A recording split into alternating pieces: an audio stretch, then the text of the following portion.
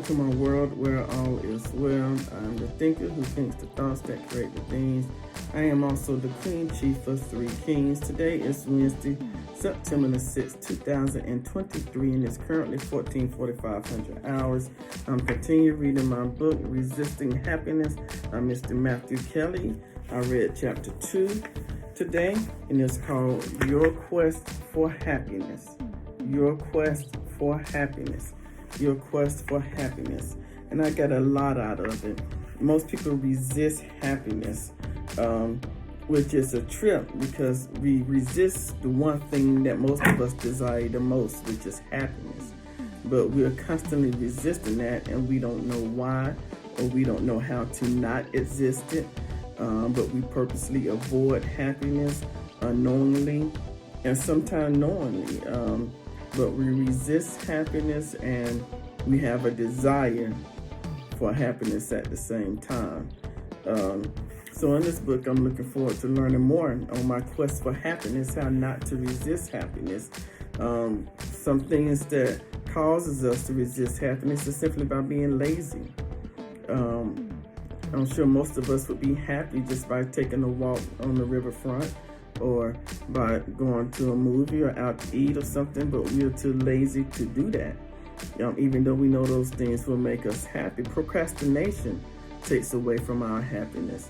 We're too slow to get up and do those things that we need to do, so we are unable to enjoy happy moments because due to our procrastination, we miss those moments. I remember one time a while ago when my third king was in kindergarten.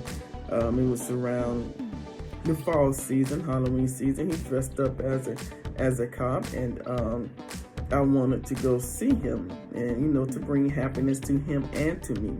But another individual wanted to go with me, but they was procrastinating, taking too long. So when they got there, it was over with, and they was highly upset that it was over with. But they knew for a month straight what time and what location this was going to happen. So I was able to experience that happiness, which I enjoyed. I did take pictures and videos and gave it to this individual, but due to her procrastination, she missed out on the opportunity to be happy. Being lazy and procrastinating can cripple you. It can cripple you personally and professionally. Imagine having a job. I heard of this individual who used to work for this well-known radio show that I happen to like every morning. And this person got terminated because they were late just about every morning. So they was doing something they enjoyed doing professionally, and they was happy in their profession, but they got terminated from something that made them happy due to laziness and procrastination. So, that can affect you in your personal life and in your professional life. Don't sabotage any chance you get to be happy. If somebody calls you, texts you, or come over and want to have an experience with you to make you happy, don't sabotage it. I remember when I was, a while ago, I watched this movie called Kings of Comedy. Kings of Comedy. I've watched it plenty of times, Kings of Comedy. But one particular time I watched it, and it was two women in the audience. Now, I don't know if they were friends and they came together or whatnot, but everybody was laughing, at the jokes, having a good time, trying their best to laugh and be happy to have a good time. So I noticed in the audience, if you go see it, I think it's when Cedric the Entertainer was up. You'll see this lady laughing, having a ball, and she's laughing so hard, she slaps the lady beside. The lady beside her wasn't happy, unless she had her arms folded, and she was just looking straight and like she was at a cemetery or something. She didn't allow herself to enjoy this experience of having a happy moment. If you were not happy at the jokes and the thing, you could always leave. But some of us sabotage ourselves from enjoying happy moments. I remember when my sister had a birthday party a while back. She ever given me permission to say her name, but I threw her a birthday party. And everybody at the birthday party was having a great time. I didn't notice anybody not having a great time. But when I looked out at the audience, at other people, I saw two individuals there sitting there sad. Now, they wasn't a part of my sister's party crew. We had our own section, but other people had their own section as well. I'm like, why spend money and come here just to be upset at somebody else's happiness? Don't sabotage your own happiness. When I see people happy, when I used to go out to restaurants, most time I just smile, just experiencing this pleasant moment. If you don't enjoy anybody else's happiness, then it won't come to you. And then when you're happy, you want other people to enjoy your happiness. Some people do stupid things to make themselves happy. I'm one of those people. I do what people would call crazy and stupid things to make me happy. Like I wear mismatched socks. I call them my happy socks, and I wear mismatched socks on purpose. I have a playlist, and if you go to my community tab, you'll see the picture. I call it Socks and Books. I like mismatched socks, and I like books. Some people might call it stupid and crazy, but it makes me happy. So I don't care what you think about my mismatched socks. And guess what? I'm going to Bible study tonight with my mismatched socks on. Yeah. Don't tell my sister. My sister and she. I just can't get right according to her. Like, I can't dress right. I can't be. But God bless her. I love her to death. She's my little big sister. But yeah, so it's okay to do stupid things to make yourself happy. Just make sure your happiness isn't interfering with anybody else's happiness. Like Tamitha Brown said, go have a good day. And if you can't, don't you dare go mess up somebody else's. Something like that she says. I love that.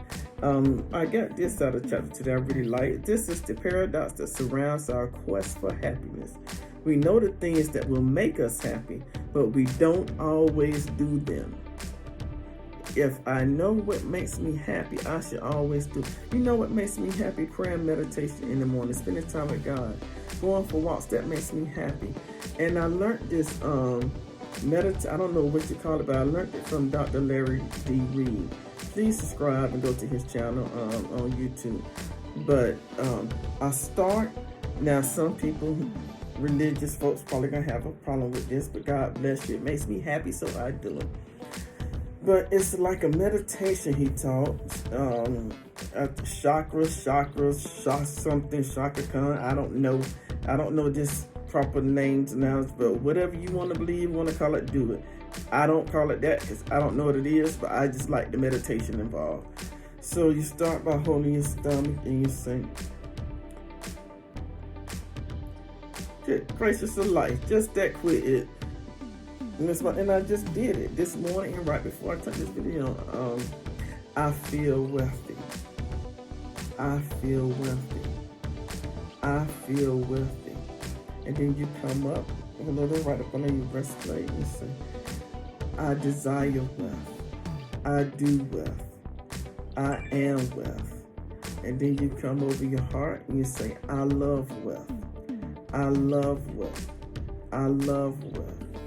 And you point to your lips and you say, I speak wealth. I speak wealth.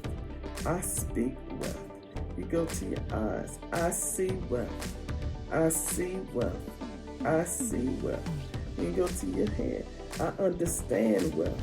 I understand wealth. I understand wealth. I love that. That's one of many meditations that I do, but that particular one makes me happy. It might be stupid to you, but I like it. I suggest you do it too if you want wealth.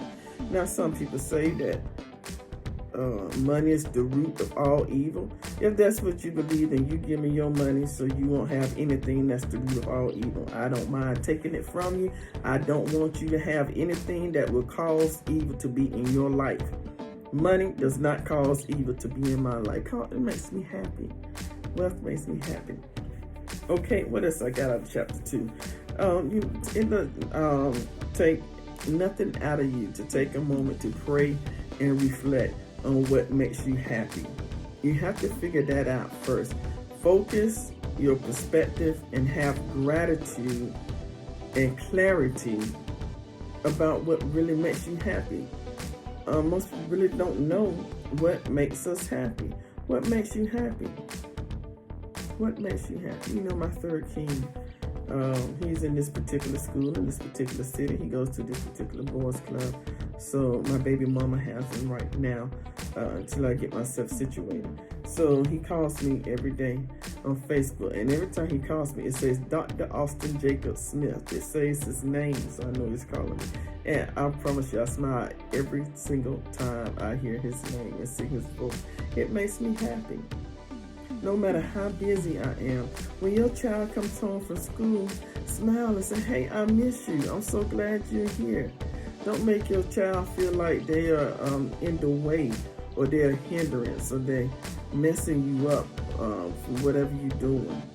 Make them, even if you're in the room speaking a duck, having a duck conversation with a duck. You can ask my first two kids. They're grown now. Anytime they came home from school, I miss you. I'm so happy you here. I miss you so much. Make them feel wanted, and it'll make them happy. Now, my first two kids say I do too much. I probably do, but it makes me happy, so I'ma still do it. My third king be doing it now. Sometimes when I go take him to school, we sing Lovely Day, and then we take him to school. We scream, I love you, Austin. Me and my baby mama, we both screaming, and he be waving us away. Okay, go away. He be waving the car away. And it makes me happy.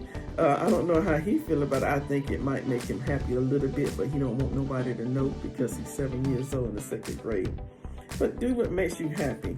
Do you know what makes you happy? Before we jump into that question, a better place to start might be with this question. Are you happy? Are you happy? Now, I have to be honest with you. I'm not happy with the circumstances, the situation, and the position that I am in right now. But I choose not to focus on that because I know that's a temporary condition. It is. My happiness depends on what's happening if I allow it to. But because I want joy, I receive joy, and I accept joy, it makes me happy. Okay? So, don't cling to bad relationships. If you're in a bad relationship, a lot of people cling to it because of financial situation, because of the kids or whatnot. But if you cling to bad relationships, more than likely it's hindering you from being happy. So try not to do that. And try not to have self-doubt or low self-esteem. Those destroy your happiness. Do those things that build up your self-esteem. Okay? Just try to do that. And don't buy things that you can't afford, or even if you can afford it, don't buy it if you don't really need it, because that's going to take away from your happiness. Okay? And those things cause you to resist happiness. We don't want to resist happiness on purpose. We want to find out those things that are causing us to resist happiness so we can bring more happiness to us. Debt causes a lot of stress, and it destroys happiness because you really can't enjoy when you want to go out to Red Lobster or Juicy Crab or Ruth's Chris. You can't enjoy that because you in debt, and the whole time you eating this lobster and steak, you worried about the bill. So, and you can't enjoy that moment because you know next week rent due. Let me tell you some things that I feel takes away from your happiness. Matthew Kelly also feels this takes away from you. Gossip takes away from your happiness. Now, most of the people that are close to me, that calls me, that have access to my phone, for my mental state and for my happiness, my phone only rings if you're a family member and a select few of friends. I'm on looked at my phone the other day. She was like, good grief, Freddie, you got 635 missed messages and 1,000 some missed phone calls and stuff. It's going off right now. I should put it on side. But me, even though I have a phone that stays close to me and with me all the time, I only respond when I know it's someone who's going to bring happiness and joy in my life. So that means if you're a bill collector, don't even bother calling me, especially right now. I'm not answering. I'm sorry. But once I get the money, trust me, those bills and debts will get paid. But gossip, I can't even recall the last person who called me with gossip because I shut that down real quick. I'd be like, hey, I'm sorry. I got to go count the grass outside or get some scissors and cut it by hand, I get out of that real quick. But gossip is a huge thing that I take away from your happiness. You might be happy at that moment, enjoying that somebody's giving you the juice. But think about it, if they're calling you to give you the juice, who are they calling to give somebody else the juice on you? Okay, think about that. And negative thinking and ingratitude. You can find gratitude in any situation you're in. Yesterday I was outside doing this. I can't be outside doing this today because my wonderful nephew, who I love so deeply, has my phone charger, and my phone is on 5% literally right now. So I'm using my handy dandy notebook. I have 2 handy dandy notebooks, what we call an iPad, to record this. So I would rather be outside, but nephew is at school. He gets home around 3 or 4 o'clock, something like that. I'm not gonna fuss and argue at him, so he's coming over and say, "Hey nephew, how you doing? How was school?" Same thing I do every day. He'd be like, "Hey auntie," he's 17. He don't want nothing to do with me right now. How 17 boys be. So, but I engage in conversation with him on purpose because when he get older, he gonna appreciate that. I don't go around barking at him. Just say, "What's up?" I said, by the way, I'm just gonna say, "Hey, my phone dead." Do you have any reason? Do you have any cause to believe why your auntie's phone is dead? And then I go from there. And jealousy, it destroys our happiness. There's no reason for any of us to be jealous of anybody. Anything that anybody else that's human can do, I can do. Okay? We all have the same thing. We're all human beings. And God has blessed people to do things the best way that they can do it.